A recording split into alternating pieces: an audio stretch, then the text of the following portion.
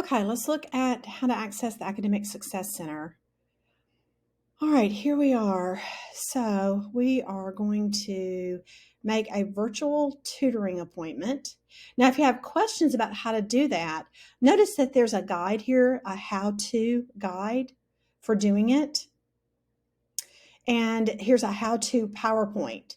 So when you have questions, and actually here's a how-to video. So when you have questions, you can look at a PDF guide, you can look at a PowerPoint, or you can watch this video.